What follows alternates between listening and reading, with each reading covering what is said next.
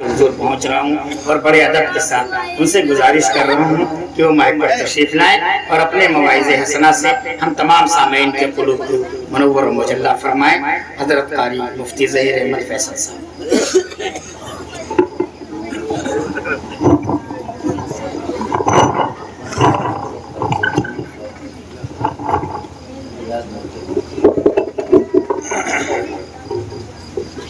بالکل صحیح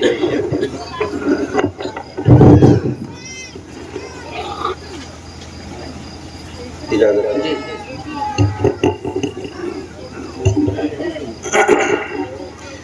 السلام علیکم ورحمۃ اللہ وبرکاتہ۔ حافظ رئیس صاحب نظامت کر رہے ہیں۔ یہ بہت اچھا جملہ ہوتا ہے ناظموں کا، جس کے بارے میں کچھ جانتے نہیں ہو یا جس کے اندر کچھ ہو نا، اس کے بارے میں کہہ دیتے ہیں، اس کا تعارف کرانا۔ سورج کو چراغ دکھانے کے مانند ہے، میں کیا کہوں، میرے پاس الفاظ نہیں، کیونکہ جو آپ کے سامنے جس کو بٹھا دیا گیا ایک طالب علم کی حیثیت رکھتا ہے، اور یہاں پر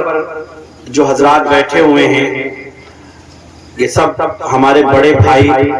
اور چچا کے درجے کے لوگ ہیں، اور خوش قسمتی یہ ہے ہماری اس علاقے سے، خاص طور سے اس گاؤں سے، کہ وہ سرزمین زرخیز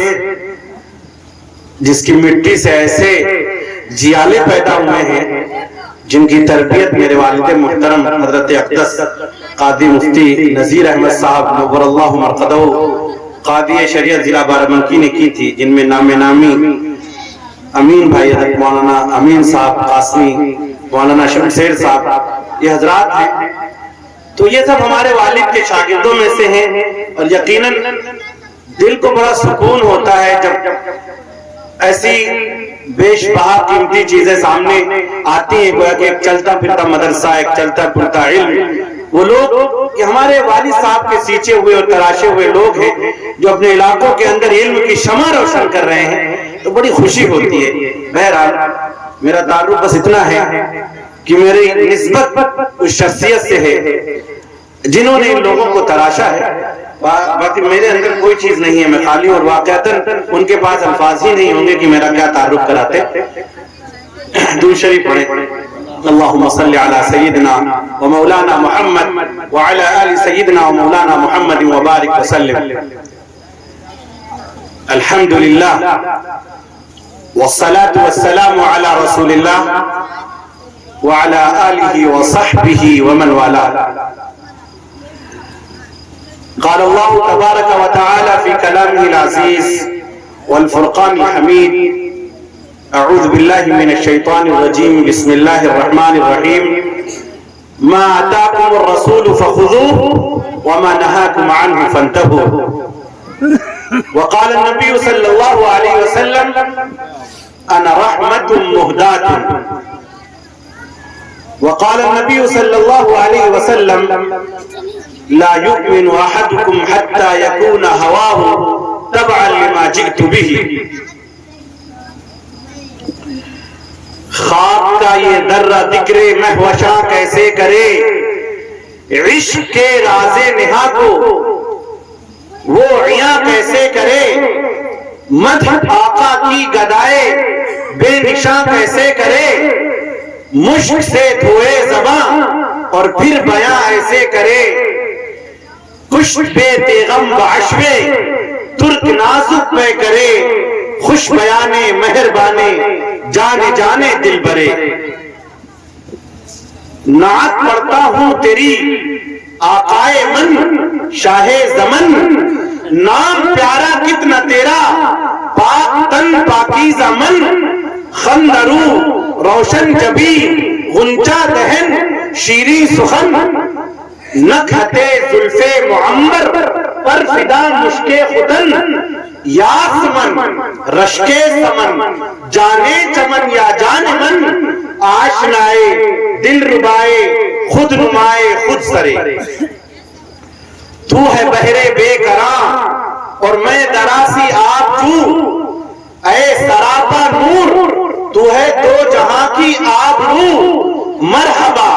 صلی علی جانے جہانوں رنگ بو، قیصریت تیری آمد سے ہوئی ہے، زرد رو کفر سوزے دل فروزے خوب رو آہستہ خو کفر سوزے دل فروزے خوب رو آہستہ خو پاک دینے پاک بینے خوش طرح ہر خوش ترے اخترے تابا کہوں یا پھر مہے کامل تجھے اخترے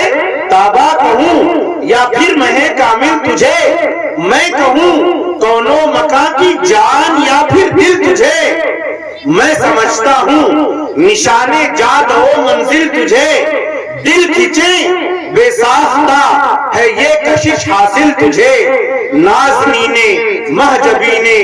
نازنینے مہجبینے دل کشے یا دل کشے جان گدازے دل نوازے گوہرے یا اخترے کوچے جانا گئے کوچے جانا گئے تو بن کے دیوانہ گئے کوچے جانا گئے تو بن کے دیوانہ گئے بعد عشق و محبت پی کے مستانہ گئے صبر آیا جب نہ ہم کو پھر تو روزانہ گئے نعت یہ پڑھتے ہوئے بے اختیارانہ گئے شاد آزاد مستان جانا نئے شاد آزاد مستان جانا نئے مست چشمے دیر خشمے طرف زیب منظرے اے سراپا خلق تیری ذات ہے ہر دل عزیز اے سراپا خلق تیری ذات ہے ہر دل عزیز تیرے صدقے میں خدا نے دی ہمیں عقل و تمیز تیرے در کی خاک ہی سرما بنانے کی ہے چیز توڑنا دم تیرے در پر جان و دل سے ہے عزیز بے قرارم اشک بارم سخت زارم اے عزیز دل برد جا آورد ہر دم بطرزے دی کرے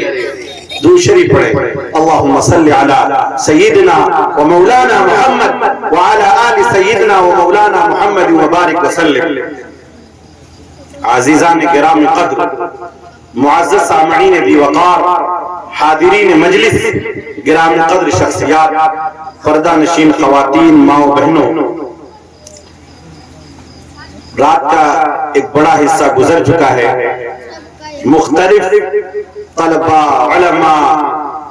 سیرت کے بیان کرنے والوں نعت خواں حضرات نے نبی کریم صلی اللہ علیہ وسلم کی شان اقدس بیان کی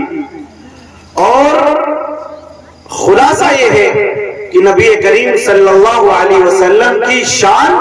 وہ شان ہے جس کے بیان کرنے کے لیے ہم جیسے کم علموں کم ظرفوں اور کوتاہ دامنوں کے پاس کہاں سے سرمایہ آئے گا رات بھر کیا پوری زندگی بھی نبی کریم صلی اللہ علیہ وسلم کی سیرت طیبہ کہی اور سنی جاتی رہے نبی کریم صلی اللہ علیہ وسلم کی حیات طیبہ کے جو شعبے ہیں ان میں کا ایک شعبہ بھی پورا نہیں ہوگا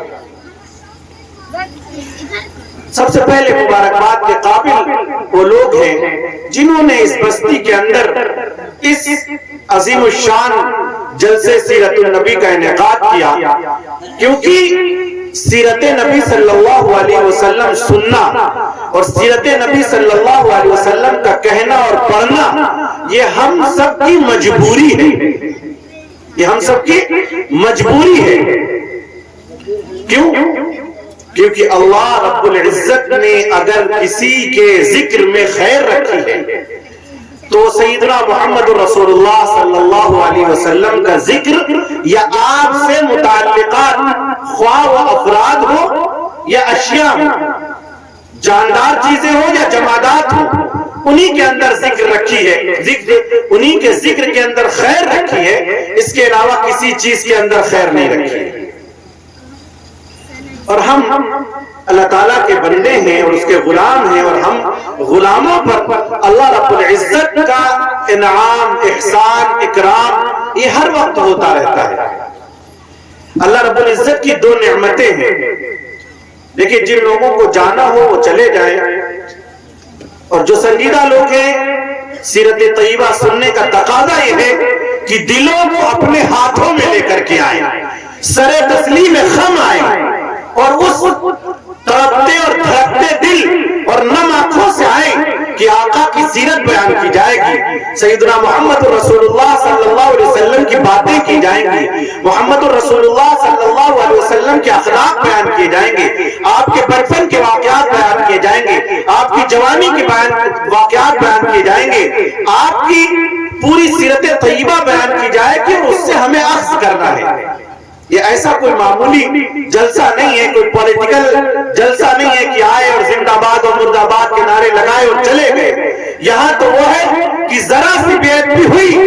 اور ادھر کام تمام ہوا، اور یہاں یہ وہ مقام ہے کہ عقیدت ذرا سے زیادہ ہوئی اور نبی کریم صلی اللہ علیہ وسلم کی محبت بڑی اور اللہ کی نگاہ میں آئے تو مقدر چمک جائے۔ یہ سمندر ہے، کنارے ہی کنارے جاؤ، یہ سمندر ہے، کنارے جاؤ، عشق ہر ایک کے بس کا نہیں، پیارے جاؤ، یوں تو مقتل میں تماشائی بہت آتے ہیں، آؤ اس وقت کی جس وقت پکارے جاؤ۔ آپ کو منتخب کیا گیا ہے، اس بڑی سی آبادی کے اندر بے شمار لوگ ہوں گے جو اپنے موبائلوں میں، اپنی نیند میں، اپنے دوسرے کاموں میں لگے ہوں گے، لیکن آپ کو اللہ رب العزت نے اس بستی سے، ان لوگوں سے نکال کر کے یہاں چند مٹھی بھر لوگوں کو بٹھایا ہے، اس لیے کہ یہ ایک آج کا جو موقع ہے سیدنا محمد رسول اللہ صلی اللہ علیہ وسلم کی سیرت طیبہ بیان کرنے کا، اس کا فیضان آپ کو حاصل ہو۔ حدیث کا خلاصہ یہ ہے کہ جہاں پر اللہ رب العزت کا ذکر ہوتا ہے، فرشتے اس جگہ کو گھیر لیتے ہیں، اور کیا شاعر نے خوب کہا ہے کہ رشک کرتا ہے فلک ایسی زمین پر اسعد جس پہ دو چار گھڑی ذکر خدا ہوتا ہے۔ فرشتوں سے رب العالمین فخر کرتے اور مباحات کرتے کہ تم نے ان کی تخلیق کے وقت جو کہا تھا کہ ایسی ایک قوم کو پیدا کر رہے ہیں اور ایسی ایک مخلوق پیدا کی جا رہی ہے یسفک الدماء، جو جا کر زمین پر خون ریزی کرے گی، دیکھو میں نے کہا تھا انی اعلم ما لا تعلمون، جو میں جانتا ہوں وہ تم نہیں جانتے ہو۔ دیکھو فلاں علاقے میں، فلاں بستی میں اور فلاں قریے کے اندر محمد رسول اللہ صلی اللہ علیہ وسلم سے محبت کرنے والے چند دیوانے اور چند مستانے بیٹھے ہوئے ہیں، اور وہ اس وجہ سے بیٹھے ہوئے ہیں کہ میرے حبیب کا ذکر سنیں، میرا ذکر سنیں، اور اپنے دامن کے اندر محمد رسول اللہ صلی اللہ علیہ وسلم کی سیرت کا کچھ شمع اور محمد رسول اللہ صلی اللہ علیہ وسلم کی کچھ نسبت اپنے ساتھ لے کر کے جائیں، اس وجہ سے بیٹھے ہوئے ہیں۔ یہی تو وجہ ہے نا، کسی اور دوسری وجہ سے تو نہیں آئے ہیں۔ یہ طائف چچا علاقے کے شاید دبنگ آدمی ہے، سب کو بٹور لیا، ایسا تو نہیں ہے نا، سب محمد رسول اللہ صلی اللہ علیہ وسلم کی سیرت سننے کے لیے آئے ہیں۔ تو میں یہ کہہ رہا تھا، مائیں بہنیں بھی غور سے سنیں کہ محمد اللہ رب العزت کی دو نعمتیں ہیں، ایک نعمت عامہ اور ایک نعمت خاصہ، یعنی ایک اگر اس کو آپ ڈسکرائب کریں تو آپ کہہ سکتے ہیں کہ ایک جنرل نعمت ہوتی ہے اور ایک پرسنل اور خصوصی۔ تو جنرل نعمت کھانا پینا، سانس لینا، چلنا پھرنا، صحت، یہ جتنی بھی چیزیں need and preference of human being جو بھی ہے وہ اللہ تعالیٰ سب کو دیتے ہیں، اس میں ایمان والے اور غیر ایمان والے کا فرق نہیں کرتے، بلکہ دنیاوی نعمت اللہ رب العزت اپنے نافرمانوں کو کہیں زیادہ دے دیتے۔ تاریخ انسانی اٹھا کر کے دیکھے تو تاریخ کے اندر بڑے بڑے سلاطین اور بڑے بڑے فرمانروا وہ سب کون؟ اللہ کے نافرمان گزرے ہیں زیادہ تر لوگ، اور اللہ کے فرما بردار اور اللہ کے ولی اور اللہ کے بزرگ بوریہ نشین درویش لوگ گزرے ہیں۔ تو یہ نعمت عامہ جو میں نے گنائی ہے، دنیاوی نعمتیں تو اللہ تعالیٰ سب کو دیتے ہیں، اور اللہ کی نعمت خاصہ جو ہوتی ہے ایمان، وہ اللہ تعالیٰ کسی کسی کو دیتے ہیں۔ ہر دل کے اندر یہ نہیں ہوتا ہے، اللہ تعالیٰ جس دل کو منتخب فرماتے ہیں اس دل کے اندر ایمان کی نعمت کو اللہ رب العزت جگہ دیتے ہیں۔ جس نعمت کو آپ لوگ باتیں کریں، تھوڑا سا چونکہ ڈسٹربنس ہوتا ہے، تو اللہ رب العزت جس دل کو منتخب فرماتے ہیں، جس دل کی طرف اپنی پیار بھری محبت بھری نظر ڈالتے ہیں، اس کے اندر اپنا ایمان یعنی وہ طاقت لا الہ الا اللہ محمد الرسول اللہ کی طاقت، اس کا یقین، اس کا اقرار اور اس کی استقامت عطا کرتے ہیں کہ دنیا کی طاقتیں ٹس سے مس ہو جائیں، لیکن ایک ایمان والا کتنا بھی گیا گزرا ہو لا الہ الا اللہ کہ نہیں ہے اللہ کے علاوہ کوئی معبود اور محمد رسول اللہ صلی اللہ علیہ وسلم آپ کے آخری سندیشتا اور میسنجر اور پیغمبر ہیں، اس کا یقین وہ اپنے دامن سے سمیٹے ہوئے رہتا ہے۔ اور پھر یہ نعمت آپ کو جو آج ملی ہے اس جلسے سیرت النبی میں آنے کی، تو اس کی مبارکباد قبول کیجئے، اور یہ کہنا کہ نبی کریم صلی اللہ علیہ وسلم کی سیرت بیان کرنا یہ ہم جیسے لوگوں کی بس کی بات نہیں ہے، کیونکہ منہ تو پھر بھی ہم گنہگاروں کا ہی ہے۔ جیسے کہ حافظ صاحب جو ہے نعت پڑھ رہے تھے کہ کہاں میں اور کہاں گنہگار اور کہاں یہ نعت نبی، تو کسی شاعر نے کیا خوب کہا ہے، ہزار بار بشویم دہن ز مشک گلاب ولیکن نام تو گفتن کمال بے ادبیس، کہ ہم اگر اپنے منہ کو ہزار بار مشک و دہن سے، مشک و گلاب سے دھوئیں، اس کے بعد بھی سرکار دو عالم صلی اللہ علیہ وسلم کا نام لیں گے تب بھی بے ادبی ہوگی، کیونکہ منہ تو ہم گنہگاروں کا ہی ہے۔ اردو کا ایک شاعر گزرا ہے غالب، بڑا شاعر ہے، اہل اردو کو اس کی اردو دانی پر بڑا ناز ہے، اس کی اردو پڑھی آتی ہے، پڑھائی جاتی ہے، لیکچر دیے جاتے ہیں اس کے اوپر، اور خود غالب کو اپنی فارسی شاعری پہ بڑا ناز ہے۔ اور غالب نے جو آزادانہ شاعری کی ہے، وہ یہ خلش کہاں سے ہوتی جو جگر کے پار ہوتا، کوئی کیا ہے شعر یاد ہے کچھ؟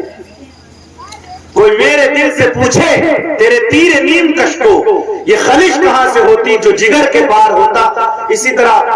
یہ مسائل تصوف، یہ تیرا بیان غالب، تجھے میں ولی سمجھتا جو نبادہ خار ہوتا۔ تو چونکہ شاید وہ کچھ ڈرنک وغیرہ بھی کرتے تھے غالب، تو یعنی اس آزادانہ مزاج کے شاعر تھے، لیکن جب انہوں نے نعت نبی پڑھی اور فارسی زبان میں پڑھی تو کہا غالب ثنائے خواجہ بیزدہ گذاشتیم، کیا کہا؟ غالب ثنائے خواجہ بیزدہ گذاشتیم کا ذات پاک مرتبہ دانے محمد،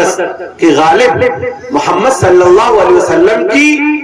تعریف و توصیف و حمد اللہ پہ چھوڑ دو، کیونکہ محمد رسول اللہ صلی اللہ علیہ وسلم کا جو مرتبہ ہے وہ اللہ کے علاوہ کوئی نہیں جانتا ہے کہ کیا مرتبہ ہے، اس لیے یہ ہمارے بس کی بات نہیں ہے۔ تو جب غالب جیسا آدمی عاجزانہ کہے کہ غالب ثنائے خواجہ بیزدہ گذاشتیم، تو ہم جیسے مغلوبوں کا کیا حال ہوگا؟ تو یہی کہا جائے گا کوئی لفظوں میں کیسے بتائے، کوئی لفظوں میں کیسے بتائے ان کے رتبے کی حد ہے تو کیا ہے، کوئی لفظوں میں کیسے بتائے ان کے رتبے کی حد ہے تو کیا ہے، ہم نے اپنے بڑوں سے سنا ہے صرف اللہ ان سے بڑا ہے۔ یا صاحب الجمال و یا سید البشر من وجهك المنیر لقد نور القمر لا يمكن الثناء كما كان حقه، بعد خدا بزرگ تو ہی قصہ مختصر، کہ اللہ رب العزت کے بعد صرف اگر کوئی ذات ہے تو سیدنا محمد الرسول اللہ صلی اللہ علیہ وسلم کی ذات اقدس ہے۔ اور آپ سنیے، جب سیرت غور سے سنیے اور سمجھنے کی کوشش کیجئے، شاید میں آپ کے مرتبے تک پہنچ کر کے بات نہ کر سکوں، جو بھی ٹوٹی پھوٹی باتیں سمجھنے کی کوشش کیجئے۔ جب بھی سیرت طیبہ بیان کی جائے تو دو چیزوں کا خیال کرنا چاہیے بیان کرنے والے کو، خاص طور سے دو کام ہوتے ہیں، ایک بولنا اور ایک سننا۔ ذمہ داروں نے سننا آپ کی ذمہ داری لگا دی، وہ بولنا ہماری ذمہ داری لگا دی ہے، تو ہمارے آپس میں کام تقسیم ہے، جب ہم آپ کو بلوائیں تبھی آپ بولیں گے اور سنیں گے۔ دوسرا کام جو بیان کرنے والے کا ہوتا ہے وہ یہ کہ نبی کریم صلی اللہ علیہ وسلم کی جب سیرت بیان کی جائے تو دو چیزوں کا خیال رکھے، ایک یہ کہ مقام مصطفیٰ بیان کرے، کیونکہ جب تک کہ جس ذات اقدس کے بارے میں بیان کیا جا رہا ہے کہ درود پڑھیں اور تمام باتیں بیان کی جا رہی ہیں، مقام مصطفیٰ سامنے والے کو معلوم نہیں ہوگا، وہ حیثیت سمجھ میں نہیں آئے گی، تب تک کہ اس کو رفعت اور بلندی نہیں سمجھ میں آئے گی۔ اور دوسری چیز، نظام مصطفیٰ بھی بیان کرنا چاہیے۔ ایسا ہوتا ہے کہ ہم یا تو مقام مصطفیٰ بیان کر کے نکل جاتے ہیں یا تو نظام مصطفیٰ بیان کر کے نکل جاتے ہیں. یعنی مقام مصطفیٰ بھی بیان کرنا چاہیے اور نظام مصطفیٰ بھی بیان کرنا چاہیے. تو مقام مصطفیٰ بیان کرنے کے لیے اپنے پاس تو طاقت نہیں ہے. مقام مصطفیٰ اللہ پاک نے خود ہی بیان کر دیا. فرمایا سبحان الذی اسری بعبدہ لیلا من المسجد الحرام الى المسجد الاقصی، کہ وہ ذات پاک ہے جس نے اپنے بندے عبدیت کا لفظ، جس نے اپنے بندے کو راتوں رات مکہ شریف یعنی مسجد حرم سے اٹھایا اور سوار کیا اور مسجد اقصی سے ہوتے ہوئے آسمانوں کی بلندی پر لے کر کے چلا گیا. اور اتنے قریب لے کر کے چلے گئے کہ حضرت جبریل علیہ السلام فرماتے ہیں کہ اگر ایک بال کے برابر بھی اب اس سے اگر میں آگے بڑھتا ہوں تو تجلی ربانی سے میرے پر جل جائیں گے. یعنی اتنی مقام، اتنی بلندی پر اللہ رب العزت نے اپنے پاس سیدنا محمد رسول اللہ صلی اللہ علیہ وسلم کو بلایا اور خود قرآن نے فرمایا قاب قوسین او ادنی، یعنی کمان کی جو تار ملنے کا جو ہے اس سے بھی کم فاصلے پر رب العالمین،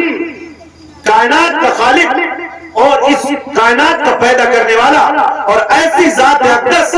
جس نے سب کچھ بنایا ہے اور جس کے قبضے قدرت میں سب کچھ، اور ایک دن ایسا ہوگا جب وہ کہے گا لمن الملک اليوم، کہ آج بتاؤ یہ سلطانی، یہ سلطنت، یہ بادشاہت، یہ رومن امپائر، یہ پرشین امپائر اور یہ امریکن امپائر اور یہ برٹش امپائر اور یہ انڈین امپائر کس کا ہے؟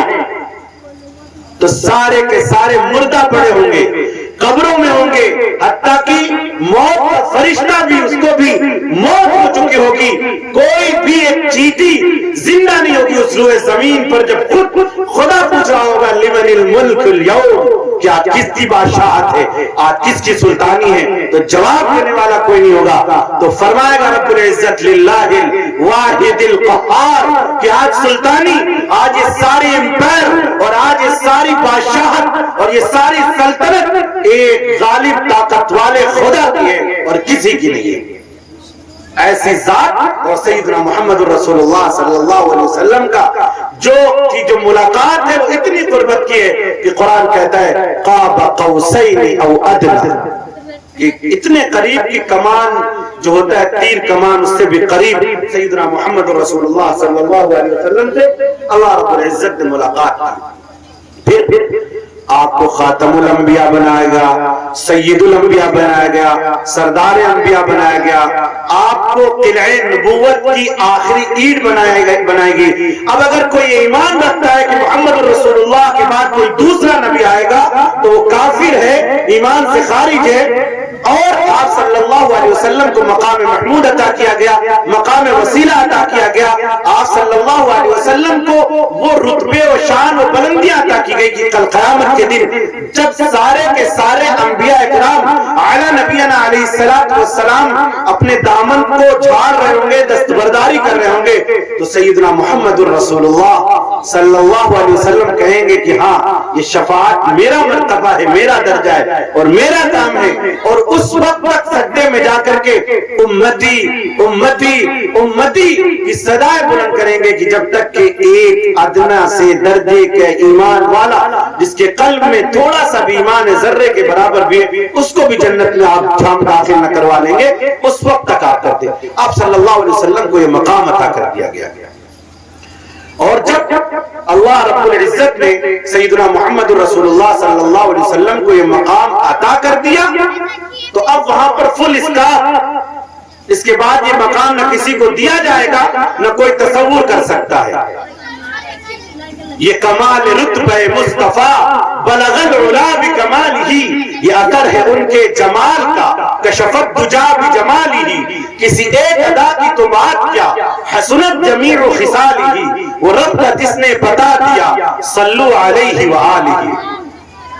جو اٹھے تو آسمان کو بلندی مل جائے، جو بیٹھے تو دھرتی کو سکون مل جائے، جو مسکرا دے تو ستارے چمکنے لگے، جو بولے تو انادل مہکنے لگے، جس کے لباس کی ادائیں قرآنی آیات بن جائیں، جو چادر اوڑھ کر آئے تو قرآن پکار پکار اٹھے یا ایھا المزمل جو کملی اڑ کر آئے تو قرآن پکار اٹھے یا ایھا المدثر خلوتوں میں جو سب بسر بھی، جو سر بسردہ جو سر بکب بھی، جو عابد بھی ہو مجاہد بھی ہو، جو رازدار فکر و غنا بھی ہو، جو تاجدار جود و سخا بھی ہو، جس کی طلعت سے صبح کو سویرا ملے، جس کی زلفوں کی مستی سے راتوں کو اندھیرا ملے، جس کے شبنم سے جنت مچلنے لگے، جس کے غصے سے دوزخ ابلنے لگے، جس کے قدم اٹھے تو عرش معلیٰ کو پہنچ جائیں، اور جس کی انگلی اٹھے تو آفتاب و قمر ہو جائے، اور جس کی نگاہ اٹھے تو دشمن دوست ہو جائے. ایسی بلندی عطا کر دی گئی. ختم. اب ہم یہاں بیٹھ کر کے سیدنا محمد رسول اللہ صلی اللہ علیہ وسلم کی یہ اتنے ہی لوگ نہیں، پوری کائنات جمع ہو، چرند پرند درخت اور جتنے بھی اللہ نے مخلوقات بنائی ہے سب جمع ہو کر کے بھی اگر سیدنا محمد رسول اللہ صلی اللہ علیہ وسلم کی سیرت بیان کرے اور سنے تو قسم خدا کہ محمد رسول اللہ صلی اللہ علیہ وسلم کی شان کوئی بلند ہونے والی نہیں ہے. کیوں؟ کیونکہ وہ تو اتنی بلند کر دی گئی کہ اس سے بلندی ہو ہی نہیں سکتی. اور پوری کائنات مل کر کے وہ لوگ سن لیں جو سیدنا محمد رسول اللہ صلی اللہ علیہ وسلم کی سیرت طیبہ نہیں جانتے. اور خاص طور سے ہمارے برادران وطن، جہاں تک میری آواز پہنچ رہی ہوگی، ہمارے برادران وطن ہندو بھائی بھی ہماری باتیں سن رہے ہوں گے. قسم خدا کی محمد رسول اللہ صلی اللہ علیہ وسلم کی سیرت آپ نے پڑھی نہیں ہے. آپ کو جو میسج واٹس ایپ یونیورسٹی یا فیس بک کے ذریعے بھیجے جاتے ہیں وہ سراسر جھوٹ اور پولیٹیکل فائدے کے لیے مبنی ہوتے ہیں. ہمارے آقا کی سیرت ایک بار آپ پڑھیے، قسم خدا کی آپ ان کے دامن سے وابستہ ہوئے بغیر نہیں رہ پائیں گے. محمد رسول اللہ صلی اللہ علیہ وسلم کا بچپن، محمد رسول اللہ صلی اللہ علیہ وسلم کی جوانی اور محمد رسول اللہ صلی اللہ علیہ وسلم کی ایک ایک ادائیں انسانیت کے لیے رحمت بنا کر کے بھیجی گئی تھی، رحمت للعالمین بنا کر کے آپ کو بھیجا گیا تھا. آقا صلی اللہ علیہ وسلم کی شان میں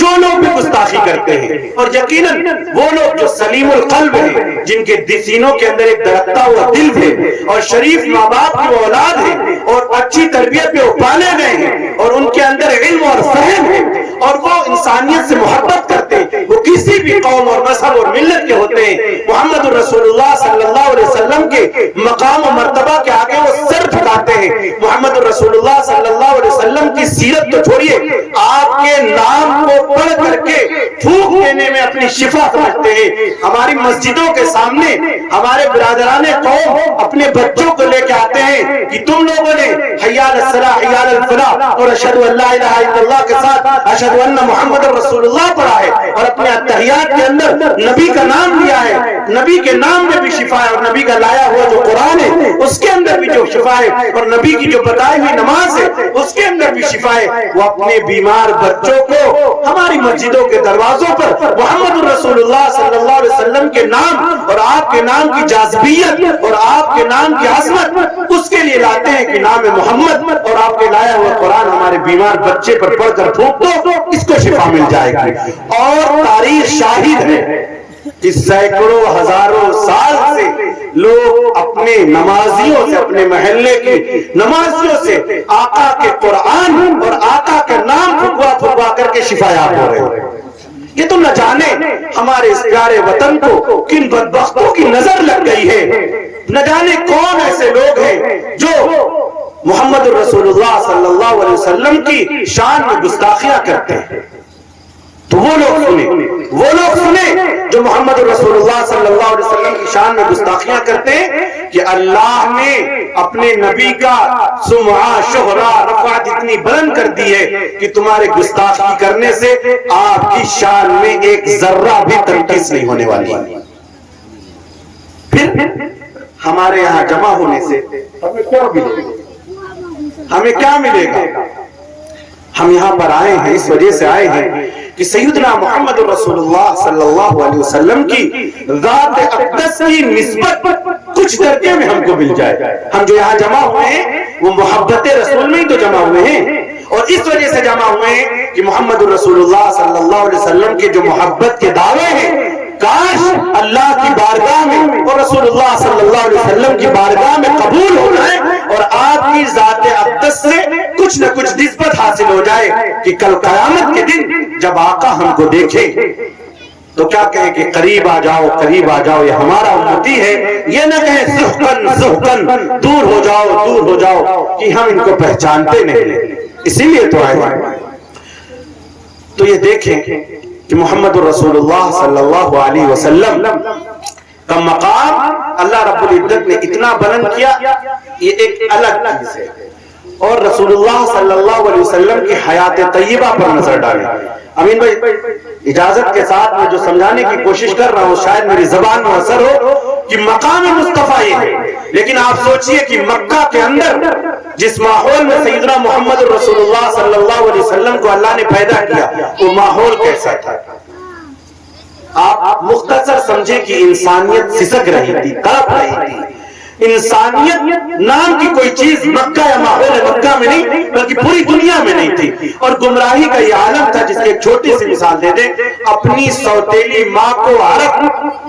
باپ کے انتقال کے بعد چند سکوں میں بیچ دیتے تھے اور اس کو فروخت کرنے کے بعد تقسیم کر لیتے تھے۔ انسانیت یہاں تک گر چکی تھی اور یہاں تک گر چکی تھی کہ آج سے اپنی معصوم بچیوں کو زندہ درگور کر دیا کرتے تھے۔ تو قرآن کہتا ہے وَإِذَا الْمَوْءُودَةُ سُئِلَتْ، کہ زندہ درگور ہوئی بچی پوچھے گی کہ مجھے کس جرم کے اندر آخر جو ہے درگور کیا گیا تھا۔ مکہ کا ماحول یہ تھا، اور آپ صلی اللہ علیہ وسلم بہت اعلیٰ خاندان اور اعلیٰ گھرانے اور اعلیٰ نسب میں پیدا کیے گئے تھے، لیکن صورتحال یہ تھی کہ پیدائش سے پہلے ہی باپ کا انتقال ہو گیا، اور جب آپ پیدا ہوئے تھوڑا چلنے والے ہوئے تو ماں کا انتقال ہو گیا، یعنی در یتیم ڈبل یتیم۔ اور جب دادا کی تربیت میں آئے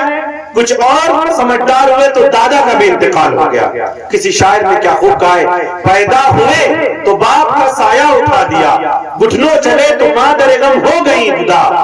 چلنے لگے تو دادا آدم کو روانہ تھا، ہر سایہ یوں ہی سر سے اٹھتا چلا گیا، سائے پسند نہ آئے پروردگار کو، بے سایہ کر دیا گیا اس سائے دار کو۔ یعنی یہ ماحول یوں تو بیان کرنے کے لیے بہت ساری چیزیں ہیں لیکن وقت بڑا مختصر ہے، 12 بجنے والے ہیں۔ تمام حضرات ماشاءاللہ ساری باتیں بیان بھی کر دی، لیکن آپ کو جہاں تک میں لے جانا چاہتا ہوں اب سوچیں بہت مختصر لفظوں میں شارٹ کٹ کہ اتنا مجبور انسانیت کے آخری درجے اور پائیدان کے اوپر اللہ نے اپنے نبی کو لا کے کھڑا کر دیا کہ اس درجے میں کوئی مجبور پوری بستی میں چلے جائے بہت یعنی ملے گا ہی نہیں آپ کو۔ یعنی مکہ کے لوگوں کے لیے بڑا آسان تھا کہ آپ کی راہ میں کانٹے بچھاتے، جیسے کہ نعت میں پڑھا تھا ابھی، یعنی ایک گڑیا کے لیے بڑا آسان، ابو لہب کی بیوی جو تھی اس کے لیے بڑا آسان تھا کہ آپ کے راستے میں کانٹے بچھا دیں۔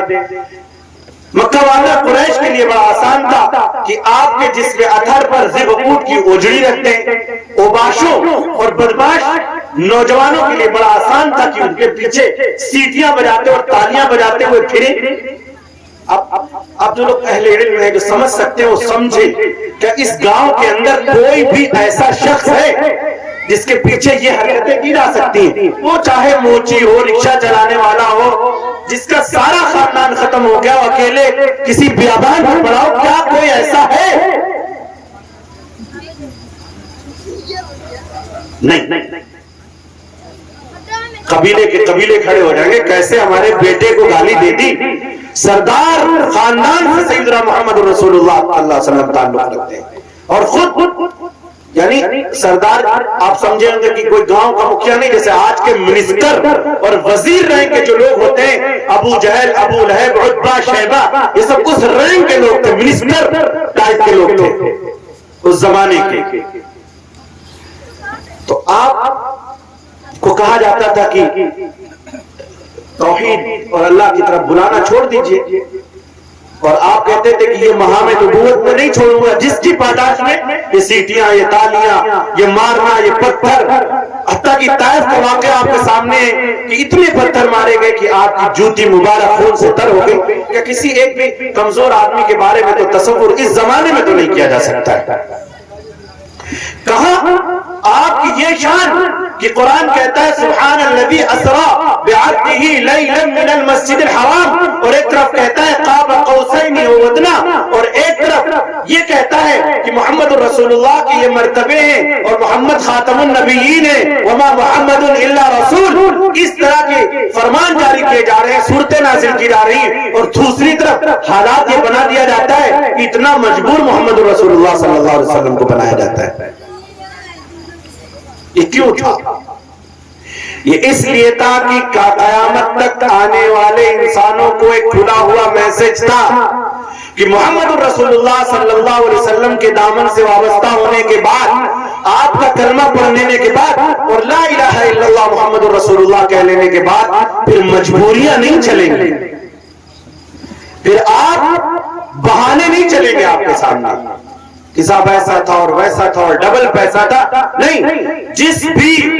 صورتحال سے تم گزر رہے ہو، اگر تم فرما روا ہو تو مدینے کے سلطان کے بھی بعد واقع پڑھو.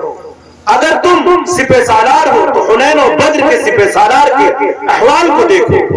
اگر تم باپ ہو تو فاطمہ اور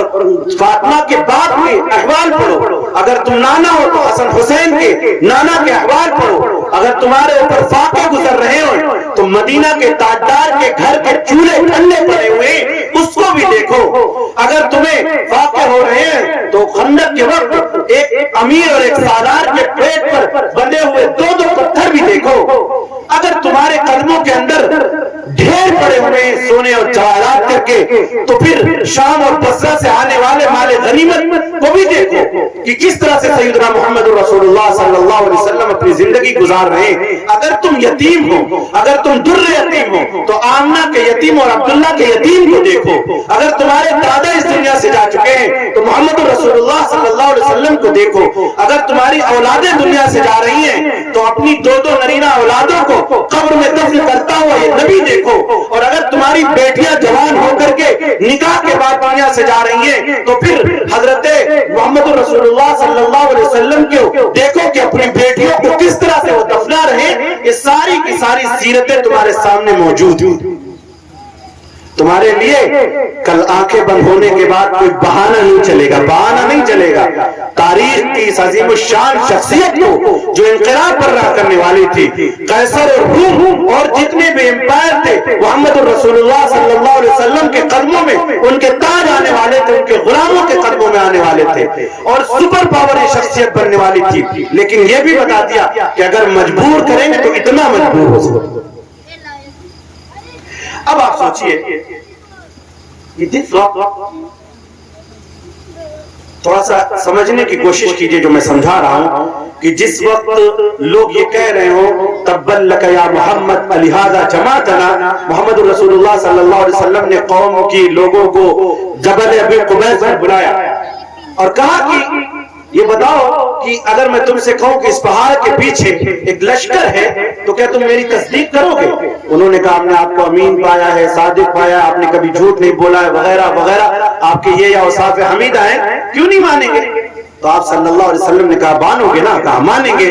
کہا یا ایھا الناس قولوا لا الہ الا اللہ تفلحوا، اے لوگوں لا الہ الا اللہ پڑھ لو کامیاب ہو جاؤ گے. تو سب سے پہلے جو ریئیکشن آیا تھا کس کا آیا تھا؟ وہ ابو لہب کا آیا تھا. ابو لہب مورخین نے لکھا کہ اپنے گھوڑے پہ سوار تھا، سواری پر تھا، اس نے لگام کو جھٹکا اور کہا تبّن لک یا محمد لہذا جمعتنا، کہ محمد تم ہلاک ہو جاؤ نعوذ باللہ، کہ تم نے ہمیں اسی لیے جمع کیا تھا. تو قرآن کی آیتیں نازل ہوئی تبت یدا ابی لہب وتب ما اغنى عنہ مالہ وما کسب، یہ پوری صورت نازل ہو گئی.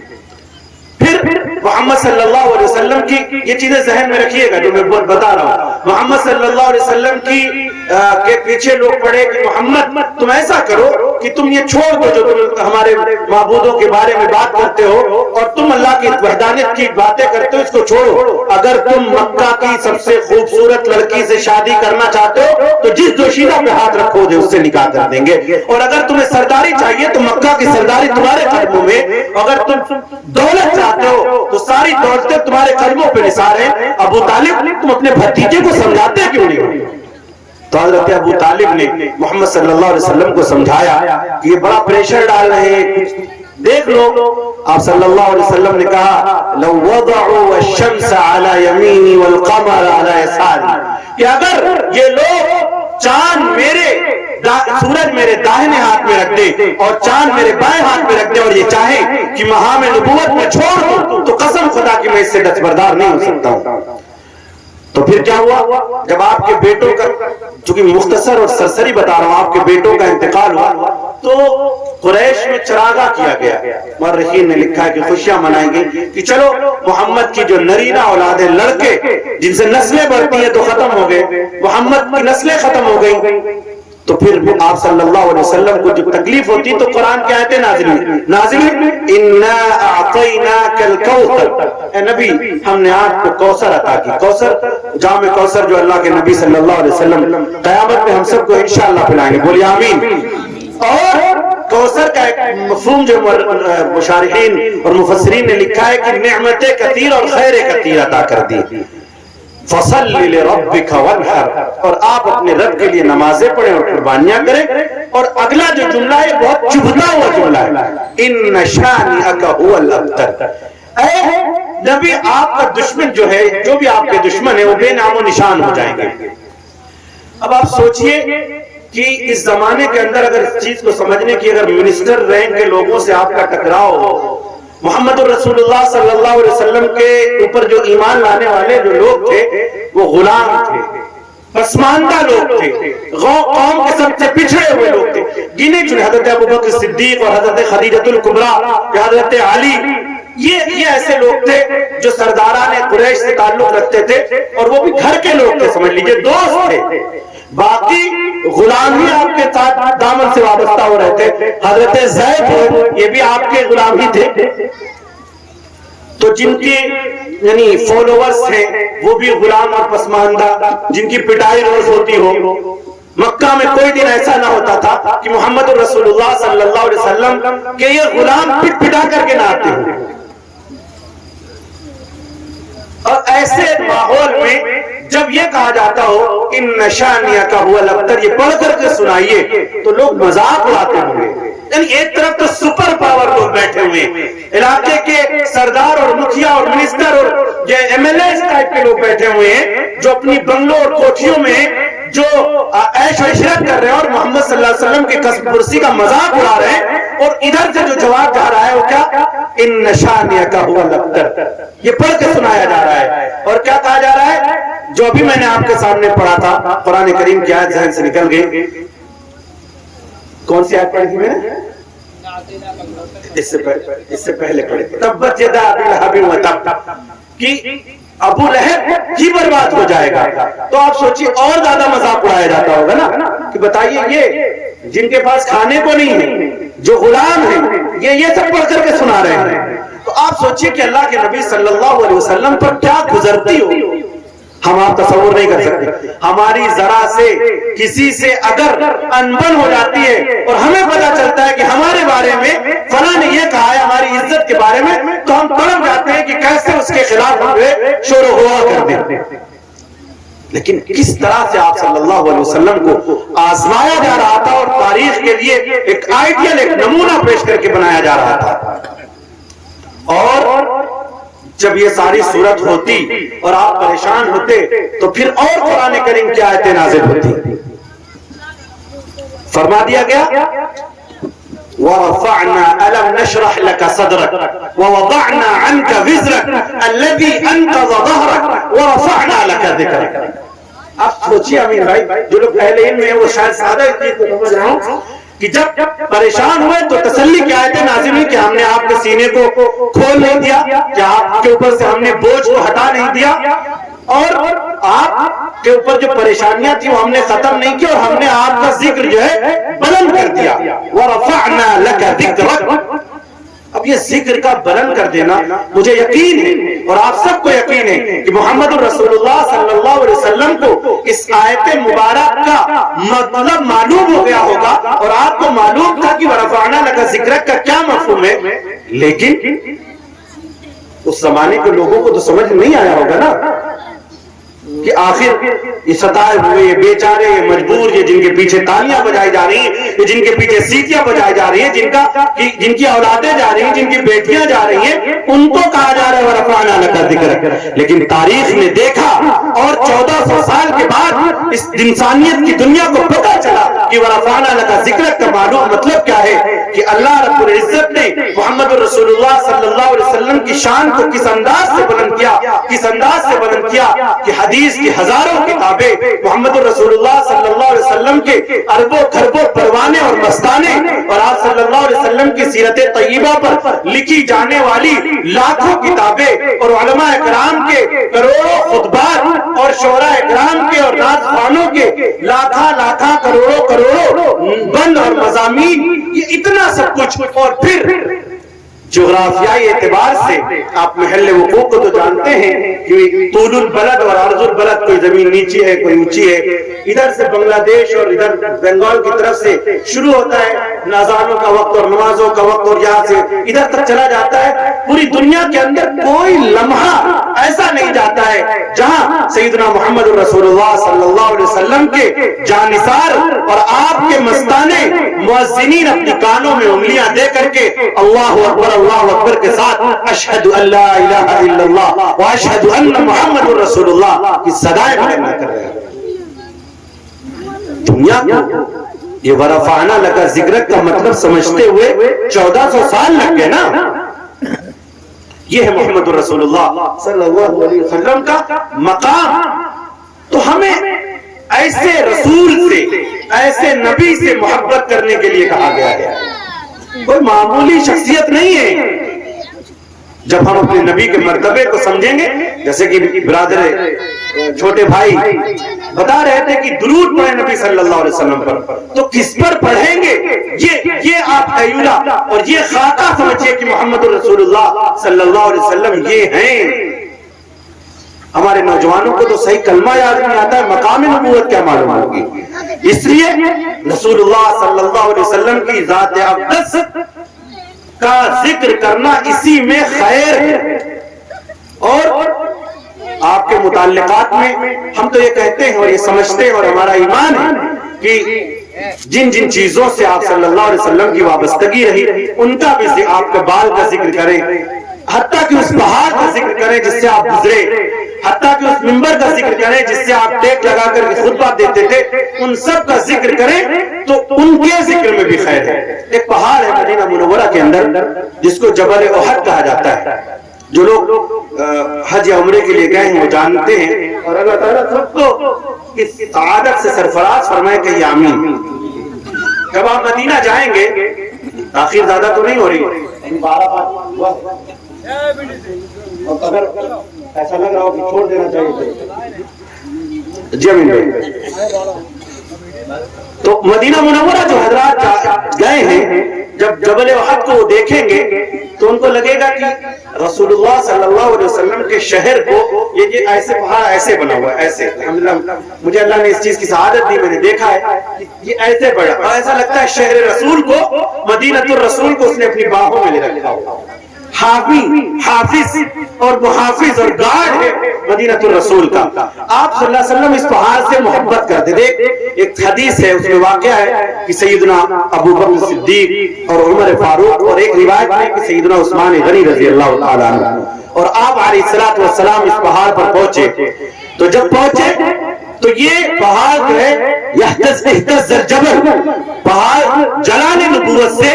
یا آپ کے آنے کی خوشی سے وہ ہلنے لگا، تو آپ نے اس کے اوپر اپنا پیر مبارک ایسے مارا اور کہا اس دنیا جبل ان علیکا نبی و صدیق و شہید او شہیدان، کہ تمہارے اوپر ایک نبی اور ایک صدیق اور ایک شہید یا 2 شہید ہیں۔ اور آپ صلی اللہ علیہ وسلم نے فرمایا ھذا جبل احد وَيُحِبُّنَا وَنُحِبُّهُ، یہ جبل پہاڑ احد ہے، میں اس سے محبت کرتا ہوں اور یہ مجھ سے محبت کرتا ہے۔ آپ سوچئے کہ محمد رسول اللہ صلی اللہ علیہ وسلم سے پہاڑ محبت کرتے تھے۔ نبی کریم صلی اللہ علیہ وسلم بیٹھے ہوئے تھے، کنکریوں سے کلمہ پڑھنے کے سلسلے میں نعتیں بہت پڑھی جاتی ہیں، آپ نے اپنی مٹھی میں لیا تو کلمہ پڑھنے لگی. روایت میں آتا ہے کہ حضرت ابوبکر صدیق کو دیا, ان کے ہاتھ میں بھی پڑھنے لگی, اور اس کے بعد حضرت عمر کو دیا. روایت میں آتا ہے کہ ان کے ہاتھوں میں پڑھا نہیں پڑھا, لیکن ان سے آگے کلمہ نہیں پڑھا. مطلب یہ ہے کہ تاثیر نبوت جتنی دور ہوتی جاتی ہے اتنی چیزیں کم ہوتی چلی جاتی ہیں. تو یہ چیزیں نبی کریم صلی اللہ علیہ وسلم جب چلتے تھے تو بادل آپ کے اوپر سایہ کرتے تھے. اما خدیجۃ الکبریٰ رضی اللہ تعالی عنہ نے اپنے غلام کو شام کے سفر پر بھیجا تھا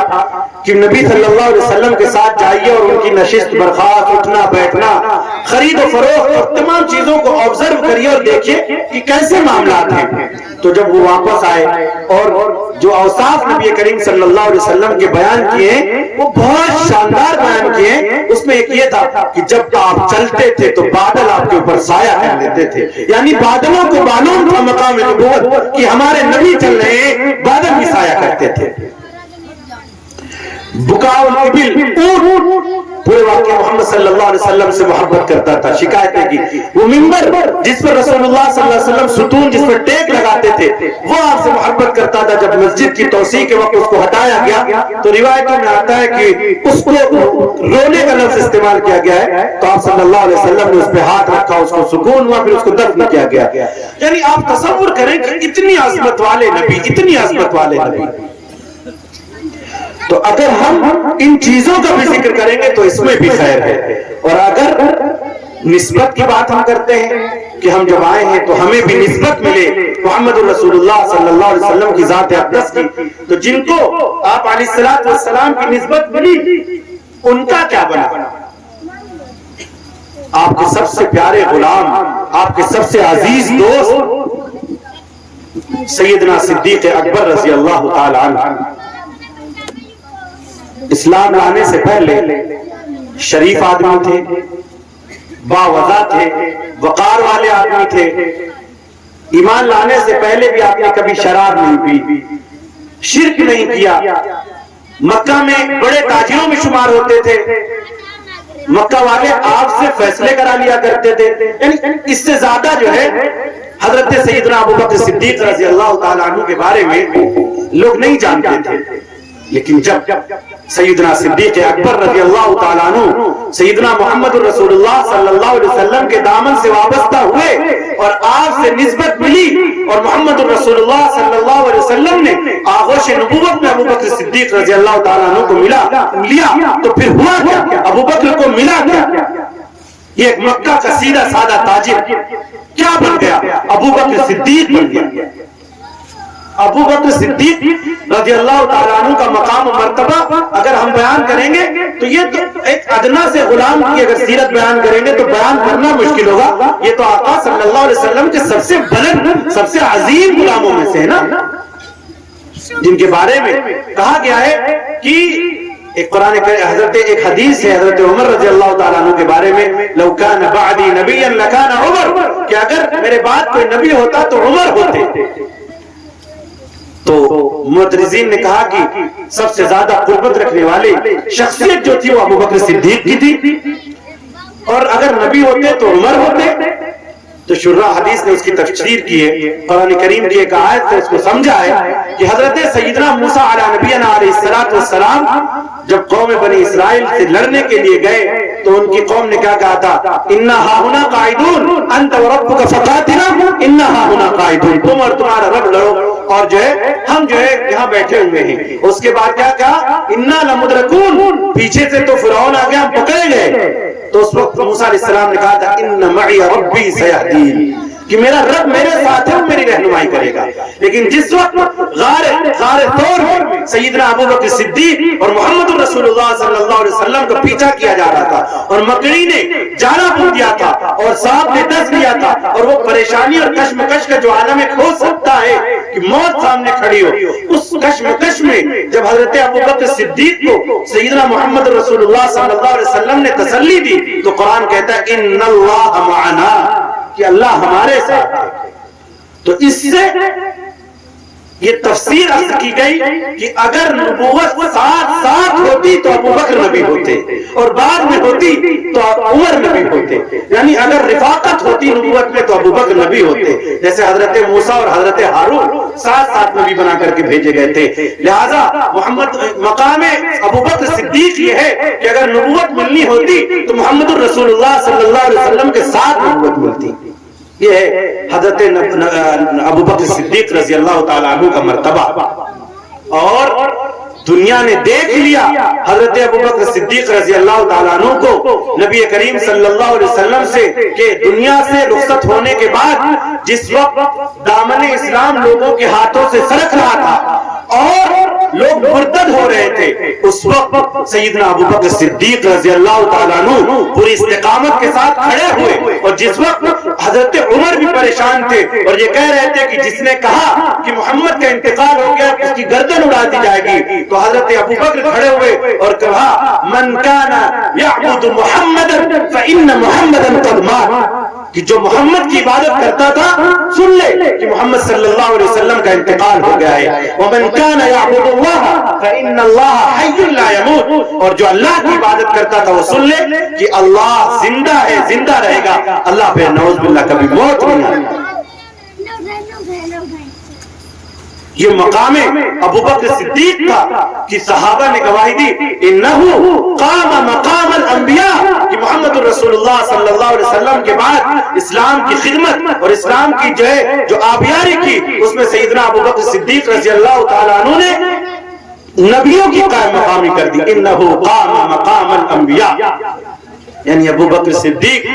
ایک مکہ کے سیدھے تاج تاجر سے مقام نبوت کی نمائندگی کرنے والے بن گئے، اور دنیا کو ایک طاقتور شخصیت ملی سیدنا ابو بکر صدیق کی لوگوں کی ٹوپیاں ان کی عظمت کے سامنے گر جاتی ہیں۔